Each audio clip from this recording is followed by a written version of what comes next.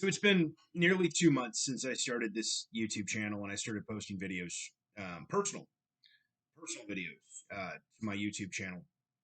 Uh, you also may have seen some videos, sports related, Chicago specific sports related content on my Bob from Displains channel. And in a conversation with my dad is Dr. Fred Lunenberg.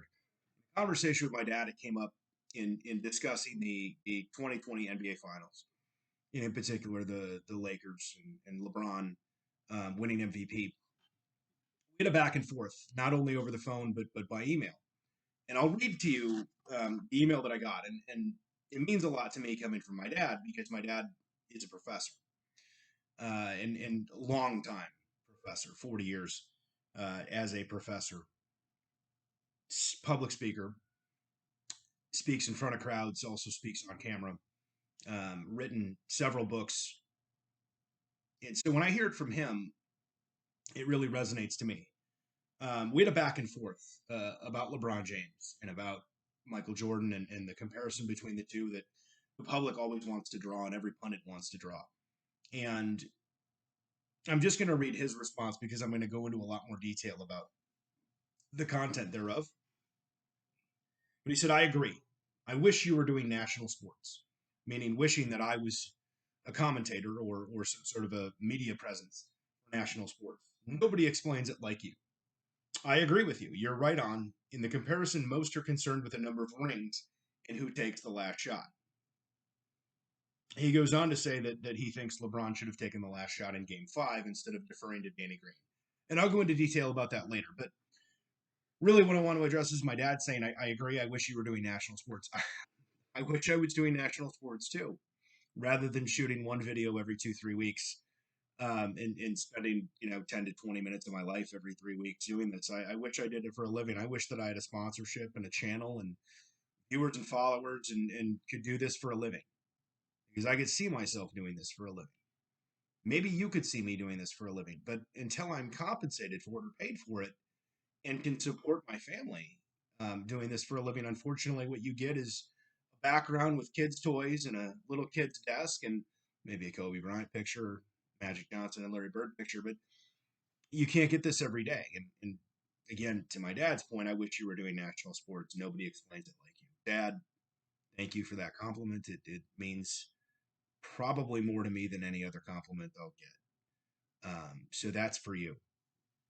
To talk about this LeBron conversation, as many are aware, the Lakers won the 2020 COVID shortened bubble season championship. LeBron was the MVP. LeBron has now won 4 finals MVPs with 3 different teams. Never, ever been done before. And that's significant. It's significant to moving LeBron and solidifying his status as number 2 in the pecking order. I still have MJ 1, and I have Kobe 3. So we have the late Kobe Bryant, 3rd on the list. LeBron sandwiched in between he and MJ. And the argument's gonna exist because we have different eras and different generations that are seeing these players. I happen to have seen all 3. Okay, as a 40-year-old, I grew up with MJ, and some would argue that because I grew up with MJ, and because I have an attachment to those Bulls of the '90s, that double three-peat team of the '90s, that I'm biased, and I don't believe I'm biased. In my assessment, and I'll dig into my assessment with my dad, and my reply to him is undoubtedly LeBron is the greatest physical basketball player the game has ever seen. Yet I feel he is mentally and emotionally inferior to Michael Jordan. The reason being is that Michael Jordan had the psychological edge over every opponent in every situation he played in, basically from the time he got into the league. He found a way to get under people's skins, get into their head, control the game psychologically. And nobody has been able to do what he can do psychologically since he's played, whether it be Kobe, whether it be LeBron, whether it be anybody else that comes along. And we'll make that comparison, I guess, at the time. There's no doubting LeBron's physical stature, physical attributes. He's 6'8", 6'9" on a good day, 200 anywhere between 240 and 260 pounds, depending upon the time that you weigh him. An unstoppable force by any means. The ability to play the point guard position and his transition from the 4 in the 2019 Laker lineup to the 1 in the 2020 Laker lineup. Absolutely incredible. Probably the best physical specimen at point guard the game's ever seen. He's got 4 finals rings. He's got 4 finals MVPs. The stats are really undeniable. I'll run through them. I have written down LeBron's 4 NBA Finals MVP seasons. 2020, 29.8 points, 11.8 rebounds, 8.5 assists. Incredible line. 2016 with the Cavs.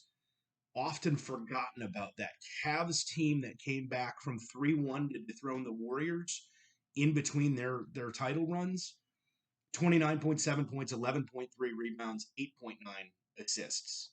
2013 with the Heat, 25.3 points, 10.9 boards, 7 assists. Very similar stat line in 2012, 28 points, 10 rebounds, 7 assists. Again, undeniable statistically. And I think you put him number 1 when it's physical. Okay? Psychologically, Michael Jordan, I watched him play. I didn't just watch The Last Dance, all right? I watched every Bulls game. I watched every game. I consumed every game I could when I was a kid. And I've gone back and rewatched those games. Michael Jordan won the game with his mind. Okay, his stats. I have his 6 final seasons, 6 finals performances here. 1991, his first finals, his first MVP, 31.6 rebounds, 11 assists. 31 points. His finals, 1998, 33 points, 4 rebounds, 3 assists. His 1993 season, 41 points, 8.5 rebounds, 6.3 assists. So again, statistically, they're so close. Jordan outscored LeBron at every turn. We want to bring Kobe into this conversation because that's where I think the two get connected, right? We've got Kobe in between the two as kind of the bridge, right? MJ and LeBron never played together. Kobe played with Bull, right? In Kobe's 3 first championship seasons, 2000, 2001, 2002, he wasn't the MVP. Shaq was the MVP. I'll pick out one of these years. 2000, Shaq scored 38 points in the finals, average 38, 16.7 boards and 2 assists. 16.7 rebounds. Crazy. Kobe's stats way under that. He didn't win the finals MVP those 3 years. He finally won a finals MVP in 2009. 32 points, 5 boards, 7 assists. Consequently, won it the next year, 2010, 28 points, 8 boards, 4 assists. Again, kind of lacks in stats to the other two. But where Kobe has the jump on LeBron is, again, the psychological game. Kobe mirrored his game from MJ, physically and mentally. Kobe, one of the most mentally tough players to ever play the game. Legend. And that's why he goes down as number 3 on the list. Unfortunately, he can't supplant either of the two of them in a statistical comparison, in an MVP comparison, because he didn't carry his team other than those 2 championship years. Shaq carried him the first 3 times. So those 5 Kobe rings don't really mean the same as the 4 LeBron rings. But I can't get LeBron over the MJ hump because psychologically MJ was just so superior, right? So if they're physically really close, but psychologically MJ is way up here, we can't bridge that gap. Now, I know LeBron has come out and said, give me my damn respect. He's posted a couple of Instagram photos of himself smoking a cigar and saying that there's going to be another reason for this comparison and that comparison. And look, I'm another guy in a tie comparing the two of them. Just my opinion. As Dr. Lunenberg has said here, I wish you were doing national sports. Nobody explains it like you.